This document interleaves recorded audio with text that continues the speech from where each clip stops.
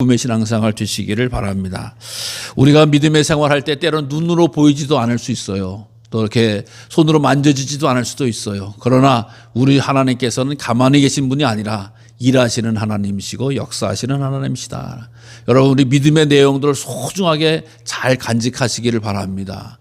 여러분, 10년 전 이게 이 은혜 받았던 거, 20년 전 은혜 받았던 거, 아니 50년 전 받은 은혜도 그것이 인간적으로 보면 50년 될지 모르지만 하나님 관점에서 보면, 성경의 관점에서 보면 한순간밖에 되지 않아요. 그래서 어제가 아니라 바로 이 순간에 나타나는 역사가 50년 전 일도 믿음의 눈으로 보면 그런 것이다. 하나님께서 아브라함에게 말씀하셔서 민족을 이루게 하리라 라고 했던 말씀이 당장 그 다음날 아들 낳고 그 다음날 민족이 됐던 거 아니잖아요. 시간과 역사를 가지고 가면서 하나님의 뜻을 다 이뤄내신 것을 보게 됩니다. 그래서 믿음의 눈은 뭐예요? 하나님이 하신 것을 귀하게 바라보는 거고 무겁게 받아보는 거예요.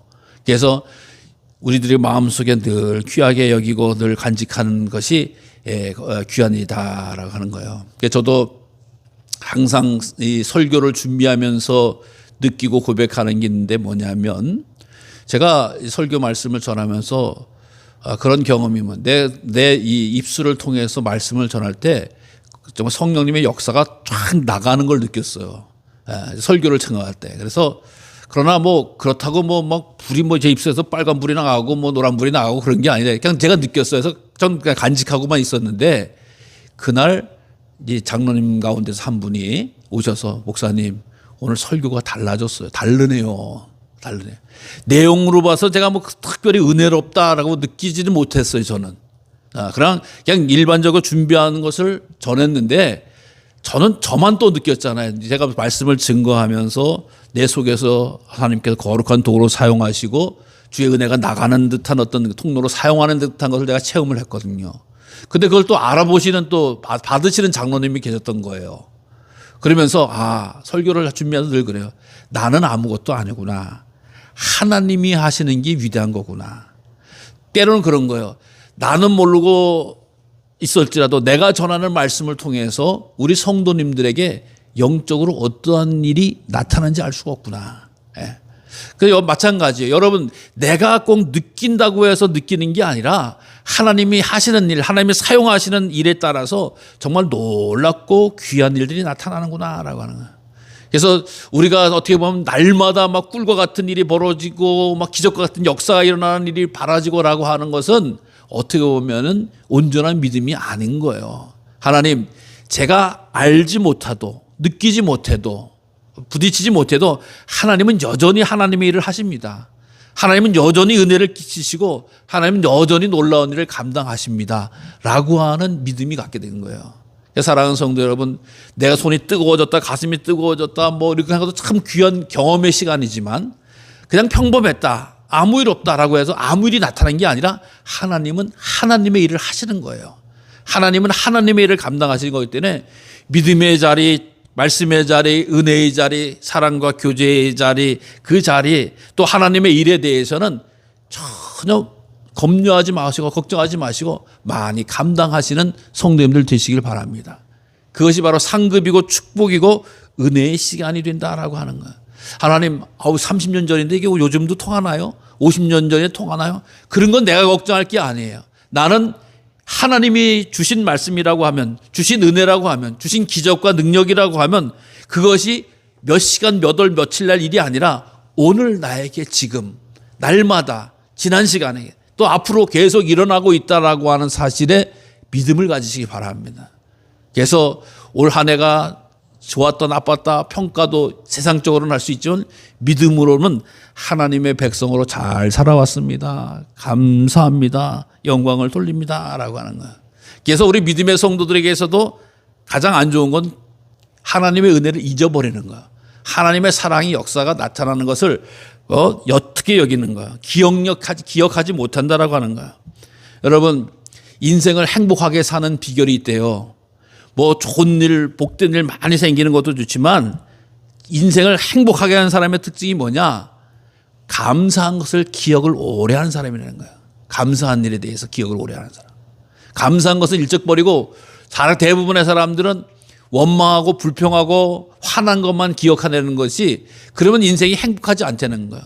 심리학자들의 연구를 해보니까 그것도 감사하고 귀하고 복된 이다라고 인정하고 받아들이고 기억해내는 사람이 정말 행복한 사람이더라라고 하는 이야기예요.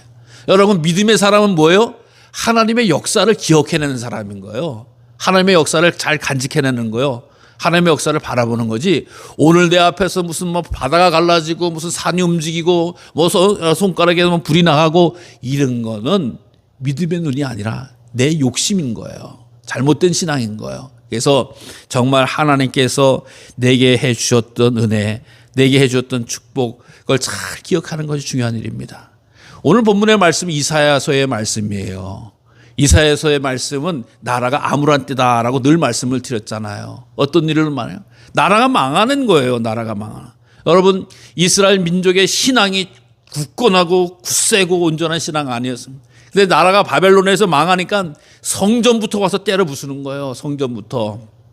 그리고 성전에 정말 믿음과 사랑을 다 정성을 다해서 바쳤던 성물들, 그릇들 다 훔쳐가는 거, 다 뺏어가는 거예요.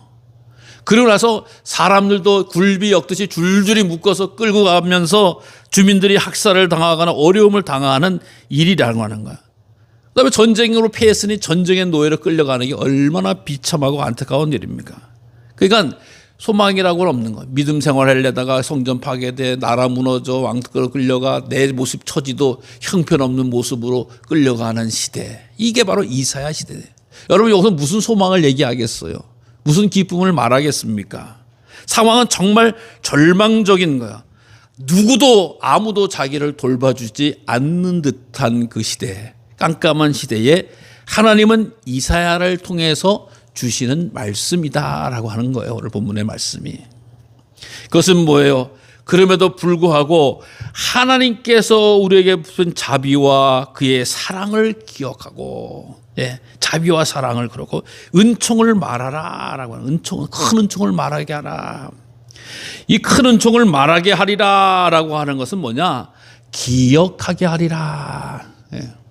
말씀드렸잖아요.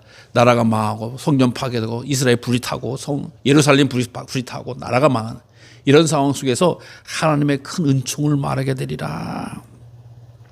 이스라엘에게 또 성경적인 그 사랑의 귀한 역사가 나타나는 것인데, 그것은 바로 뭐냐? 은총을 말하라, 은총을 말하고 은총을 기억하라 라고 하는 그 말씀인 거예요. 근데 우리 하나님께서 우리에게 어떠한 은총을 베풀어 주셨느냐라고 하는 것을 보면 자비라고 하는, 하나님이 자비를 베풀어 주셨다. 자비라고 하는 말은 헤세드라고 하는 말이에요. 원어로 헤세드. 헤세드라고 하는 말은 뭐냐? 약속을 지키는 신실한 사랑이라고 하는 뜻이에요. 약속을 지키는 신실한 사랑. 근데 이게 어떻게 보면 남성적인 사랑인 거예요. 남자적인 사랑, 부성적인 사랑인 거예요. 남자들은 이렇게 잘 사랑을 이렇게 세밀하게 못하지만 어떤 걸 약속을 해놓으면 꼭 지키려고 하는 성향이 강합니다. 그래서 이 약속해놓고 지키려고 하는 것이 아버지적인 사랑의 방법이에요. 그래서 잘 보세요. 아버지들은 자녀한테 얘기할 때 시시콜콜 챙기고 얘기하는 것보다 야, 너 하면 아버지가 뭐 해줄게 라고 하는 약속으로서 사랑을 나타내는 경우가 많이 있어요. 그래서 아빠 나 이것 좀 해줘 하면서 이 자녀들이 아빠한테 그래서 응석을 부리는 것은 아버지의 그런 부성적인 사랑이 그런 방식으로 작동한다라고 하는 거예요. 여러분, 하나님께서 이스라엘 백성들에게 말씀하시고 사랑을 나타나실 때 반드시 약속을 먼저 해주셨어요. 어떻게 해요? 아브라함에게 얘기했잖아. 얘들아, 하늘에 뭐를 봐라? 별을 봐라. 내 아들들이, 내 자녀들이 별과 같으다. 바다에 뭐를 봐라? 모래를 봐라. 내 자녀는 이렇게 많게. 아브라함이 친자식이 있었어요? 없었어요? 없는 상황 속에서 아들을 별과 같이 모래같이 많게 아주 풍성하게 해주겠다라고 하는 약속을 해주시는 거예요. 그래, 과연 그렇게 됐어요? 안 됐어요? 그렇게 됐잖아요. 언제? 하나님의 뜻에 따라서. 그러니까 하나님이 성경을 보면은 다 약속을 해주시고 응답을 해주시는 그 사랑을 해주셨다라고 하는 거예요. 이게 헤세드, 자비라고 하는 거예요.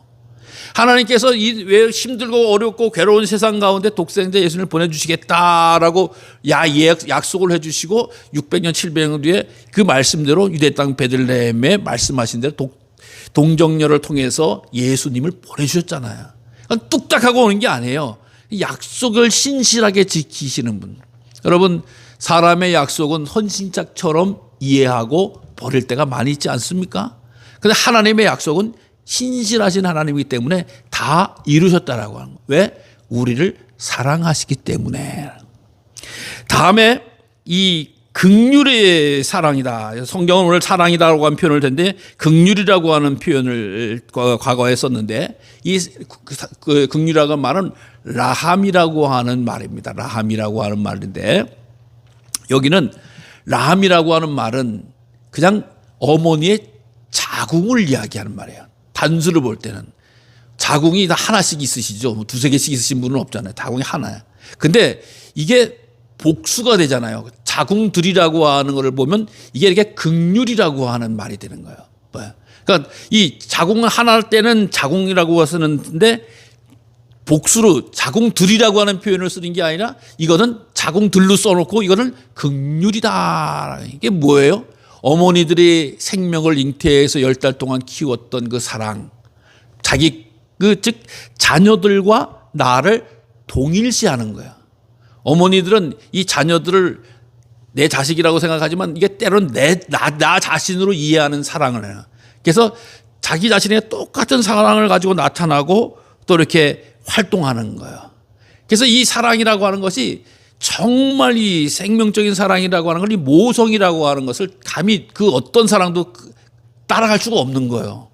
그러니까 이 자기들 동일시처럼 그러니까 새끼가 아프면 내가 아픈 거고 새끼가 힘들면 내가 힘들고 새끼가 곤란하면 내가 곤란한 거 견딜 수 없는 것이 어머니들의 마음이다. 이게 모성애다라고 하는 거예요. 여러분 하나님이 그래 너 아프구나 너 힘들구나 너 괴롭구나 너 곤란하구나 이렇게 내버려 두시는 분이 아니라 그것을 하나님도 똑같이 느낀다는 거예요. 똑같이 품고 계신다라고 하는 거예요. 그러니까 이 성경적인 사랑이라고 하는 것이 긍휼의 사랑이라고 하는 것이 이렇게 놀랍고 완전한 사랑이 되어집니다. 여러분 그런데 성경이 뭐라고 이야기합니까? 솔직히 이야기할 때 젖 먹이는 여인이 자식을 잊어버릴지라고 하도 나는 너를 알고 사랑한다. 있을 수 없는 일이에요. 엄마가 자식을 잊어버려요. 근데 행여 그런 상황이 나타날지라도 엄마는 잊어도 나는 기억한다라고 하는 이게 뭐예요? 어머니의 사랑을 더 뛰어나게 온전하게 기억하고 지키고 돌보시는 분이 우리 하나님이시다라고 하는 표현을 쓰신 거예요. 그러니까 이 하나님의 지고한 사랑과 그 자비가 있었다라고 하는 것을 기억하고 기억나게 하고 말하는 것이 바로 믿음이다라고 하는 거예요. 그러니까 아까도 잠시 말씀 이스라엘 상황이 국가적인 상황이 개인적인 상황이 어렵고 힘들고 곤란할지라도 하나님이 어떻게 약속하시고 응답하셨는지 또 하나님이 어떻게 우리와 삶에 동참하시고 치료하시고 인도해 주셨는지라고 하는 것을 기억하라. 즉 자기뿐만 아니라 우리 민족에게 우리 아버지 할아버지에게 우리 조상들에게 역사하셨던 하나님의 계획에 대해서 말하고 기억하라라고 하는 큰 은총을 말하라. 그러면서 어떤 은총이냐? 바로 구원자가 되어주시는 은총이다라는 구원자가 되어주신. 그가 말씀하시되 그는 실로 나의 백성이여 거짓을 행하지 아니하는 자녀라 하시고 그들의 구원자가 되신다. 구원자. 즉 이게 뭐래요? 이렇게 힘들고 어려운 가운데 있을지라도 하나님께서 이제 그 상황에 처하게 두는 것이 아니라 구원해 주시는 능력자로서 오신다. 상황이 어렵고 힘들다 그 상태로 내버두는 것이 아니라 더 힘들고 어려워지고 나빠지는 것이 아니라 그것에 대해서 구원자가 되시는데 그건 어떤 자에게? 하나님의 백성과 거짓을 행하지 아니하는 자.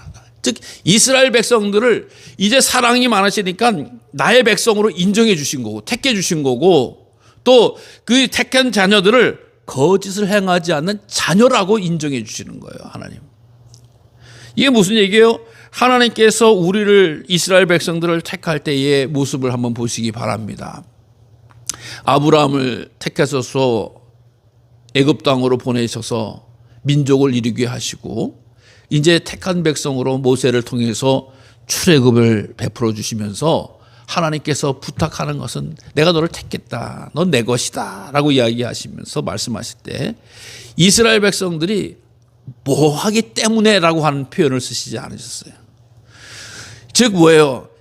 세상 관점으로 보면은 너희들은 순종 잘하기 때문에, 너희들은 말씀에 잘 복종하기 때문에, 너희들은 혹은 지식이 뛰어나기 때문에, 기술이 뛰어나기 때문에, 믿음이 좋기 때문에, 뭐 너희들은 무슨 여러 가지 이유와 조건을 가지고 사랑해 주신 게 아니에요. 택하신 것이 아니라 가장 작고 연약할지라도 부족함에도 불구하고 연약함에도 불구하고 불신한 가운데도 불구하고 하나님이 택해 주셨다. 그래서 너를 대제사장의 나라로 세웠다라고 하는 말씀을 하거든요. 이게 무슨 얘기예요?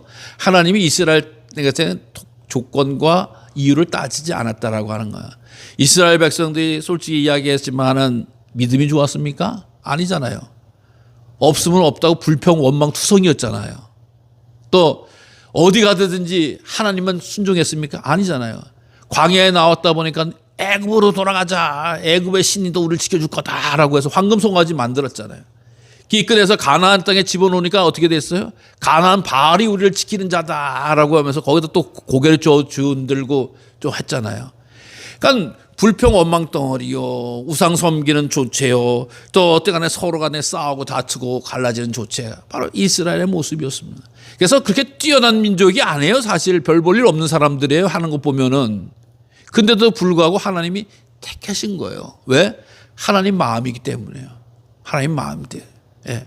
하나님은 하나님이 하시는 일에 대해서 어떤 이유와 조건을 따졌다고 하면 누가 택함을 받았겠습니까? 주님께서 이 세상 오실 때에도 마찬가지 아니겠어요? 죄와 허물과 죽었던 너희를, 즉 말로 닿을 수 없는 심판과 저주 덩어리를 밖에 없는 우리들을 사랑하시기 때문에 독생자 예수를 보내주셨지, 사랑받을 만해서, 인정받을 만해서, 칭찬받을 만해서 우리를 택하고 보내주신 것이 아니다라고 하는 거야. 그러니까 하나님께서 우리를 구원해 주실 때에도 나의 백성이다 라고 하지만 실질적으로 나의 백성이 아니기 때문에 회초리 쳤잖아요. 하나님 앞에 섬기기보다 우상 숭배하고 이방신상 섬기고 온갖 더러운 짓 다 했던, 근데도 하나님이 나의 백성이다 라고 불러주시는 거, 다시금 회복시켜주는 거예요. 여러분, 우리가 회개했기 때문에, 우리가 잘났기 때문에, 우리가 완전했기 때문에 하나님이 나를 자녀 삼으셨다고 한 착각을 버리시기 바랍니다. 아니에요. 하나님 우리를 은총으로 택해 주신 거예요. 사랑으로 택해 주신 거예요. 부족함에도, 허물 많음에도 불구하고, 연약함에도 불구하고, 어리석음에도 불구하고, 때때로 이 땅대 기웃거림에도 불구하고, 그러면서 거짓을 행하지 아니하는 자녀다. 아니, 거짓말하는 자녀가 어디 있습니까? 거짓말하는 사람이 어디 있습니까? 거짓처럼 행동하는 사람들이 다 사람의 모습 아니겠어요? 그것을 위선이라고도 이야기하고 다른 여러 가지로 이야기할 수 있잖아요.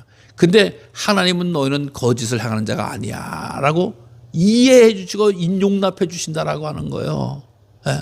몰라서 그런 게 아니라는 거죠. 하나님의 사랑이, 하나님의 구원의 은총이 더 크니까 그것이 너희들 일일이 따지고 헤쳐 묻고 따지는 것이 아니라 덮고 지키고 인정해 주고 용납해 주어서 우리에게 온 것이다. 사도 바울과 같은 경우도 내가 내된 것은 오직 하나님의 은혜로다. 쫓아다니면서 예수 믿는 사람들 두들겨 패고, 쫓아다니면서 예수 믿는 사람 끌어다 죽이고, 그게 무슨 상급 받을 일이 어디 있어요? 근데 택해 주셔서 그 예수님을 전하는 자로 쓰임 받게 해 주셨다라고 한 사실입니다. 그래서 이 하나님의 은혜가 아니고서는 설명이 되지 않는 게 하나님과 우리와의 관계다라고 하는 거예요. 사랑하는 성도 여러분, 올 한 해도 하나님의 은혜가 우리 안에 충만하셨다라고 하는 것을 믿음으로 고백하시기를 바랍니다. 감사함으로 인정하시길 바랍니다. 그러면서 우리 하나님께서는 환난에 동참해 주시는 은총을 또 우리에게 베풀어 주셨다라고 하는 겁니다. 그들의 모든 환난에서 동참하셨다. 어떤 분은 그렇게 곤란하면 빠지시고 좋으면 계신 분이 아닌가라고 하는 이야기를 하는 경우가 있어요. 내가 힘들면 하나님도 힘들고, 내가 아프면 하나님도 아프지만 하나님께서 우리들의 모든 삶 가운데서 함께해 주셨다라고 하는 거예요. 우리 삶이 어떻게 맨날 좋은 일만 있을 수가 있습니까? 어려운 일도 있을 수 있죠. 특별히 하나님께서 사랑하는 백성들을 연단시키고 훈련시키는 방법 가운데 하나서 그것을 고난의 길로, 훈련의 길로 인도하시는 것을 우리는 알고 있습니다. 우리가 여호와께로 돌아가자. 그분은 우리를 찢어 놓으셨다. 그러나 도로 고쳐주실 것이다 라고 하는 것이 호세아의 선언이었습니다. 심지어 히브리서 같은 경우는 징계가 없으면 사생하지 참 아들은 아니다 라고 하면서 징계받는 게 참, 그래서 믿음의 성도들이 그냥 어여 좋아 좋다 하고 잘 됐다라고 하는 것은 항상 잘못된 이야기다라고 하는 거예요. 예수 믿고 나서도 어려움이 생길 수 있고 곤란함이 있을 수 있습니다. 그럼에도 불구하고 하나님이 함께 해 주신다라고 하는 거예요. 아까도 사도 바울 얘기를 잠깐 했습니다마는 사도 바울이 초대교회에 예수 믿는 사람들을 핍박하러 돌아다녔잖아요. 그런데 예수 믿는 사람들을 핍박하러 다닐 때 주님께서 사도 바울에게 나타나셨습니다. 사울아 세울아 네가 왜 나를 뭐하느냐? 핍박하느냐. 아니 내가 당신 누굽니까? 알지도 못하는데 라고 이야기한 주님의 교회 예수 믿는 사람을 핍박하는 것을 곧 나를 핍박하는 것이다 라고 하는 게 사도 바울의 장면에 나옵니다. 여러분 우리가 고난당하고 핍박당하고 어려움 당할 때 주님이 외면하셨습니까? 모르는 척 하셨습니까? 아니라고 하는 거예요. 함께 계셨다라고 하는 거예요. 아니 자기가 잘못해서 당하는 죄는 당연히 당해야 되지만 하나님께서 함께 하시면서 모른다라고 생각하는 이 불신앙을 벗어버려야 된다라고 하는 거예요. 하나님은 나보다 더 먼저 아시고 나와 함께하고 나에게 영원히 도와주시는 하나님이시라고 하는 사실을 말씀해 주고 있습니다. 여러분들 가운데 이야기 가운데 그 이야기를 잘 알잖아요. 모래바닥 어떤 사람이 꿈을 꿨대잖아요. 꿈을 꿨는데 예수님과 동행하는 꿈을 꿨는데 그 해변을 걷다 보면 발자국이 4개가 쫙 나 있어요. 그래서 계속 걸어가 어떤 때 보니까 발자국이 4개가 아니라 2개로 줄어드는 거예요. 그러니까 곰곰이 생각해 보니까 그때 내가 제일 힘들고 아프고 괴로울 때였다라고 하는 거예요. 그러니까 따지는 거예요. 예수님한테. 주님, 아니 내가 힘들고 아프고 괴로울 때는 무엇이든 그거 보세요. 발자국 그때 2개밖에 없지 않았습니까? 어디 가셨어요? 라고 이야기하니까 뭐라고요? 내가 너를 업어둔 거지. 내가 너를 업고 그거 힘들고 어렵고 아픈 데를 건너갈 수 있도록 도와준 거야 라고 하다가 그것을 듣고 깼다라고 하는 겁니다. 사랑하는 성도 여러분, 우리는 내가 잘나서 내가 똑똑해서 내가 온전해서 잘 살아가고 가는 것 같지만 하나님의 이 보이지 않는 사랑, 손길, 은총이 함께하고 있음을 믿으시고 고백하시고 감사할 수 있는 성도님들 되시길 바랍니다. 그래서 나의 믿음의 방법으로 하나님의 믿음의 방법을 하나님 기뻐하시는 방법으로 해석해 나가고 응답해 나가고 고백해 나가는 그런 축복의 성도님들 되시기를 바랍니다. 어떤 분이 올 한 해를 정리해 보면서 이런저런 올해 안에는 유난히 힘들었다는 거예요. 정말 고통도 많고 슬픔도 많고 적자도 손해도 많이 봤다는 거예요. 그러면서 그가 이렇게 일기를 정리를 하면서 아이고 올해는 실패가 많은 해다라고 내 인생이 어쩜 이렇게 힘들고 어려운 해다. 뭐 세상 말로 이야기할 때 다른 걸 뭐가 낀 해다 뭐 이런 식으로 생각을 해서 올해는 실패가 많았네라고 생각을 해보려 했더니 아니라고 하는 거예요. 실패가 많았음에도 불구하고 내가 지금 이 자리에서 하나님의 사랑을 발견하고 감사하는 거예요. 아, 올해는 실패는 많았다라고 하는 거예요. 올해는 은혜가 많았구나. 그 실패에도 그 좌절에도 그 아픔에도 그 고통에도 하나님의 은혜를 잘 견디고 나서 올 한 해를 여기까지 달려왔구나. 사랑하는 성도 여러분, 우리의 아픔은 아픔이 아닙니다.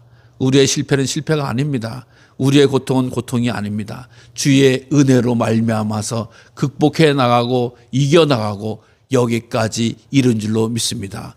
모든 것이 다 은혜였다. 모든 것이 다 은혜였다. 주님의 사랑이었다. 기억해내시고 감사해내시고 준비해내시면 하나님께서 다가오는 새해 소망과 사랑과 생명으로 축복해 주실 줄로 믿습니다.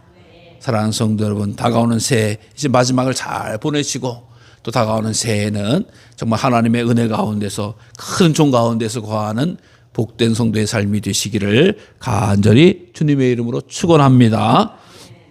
하나님 은혜를 감사드립니다.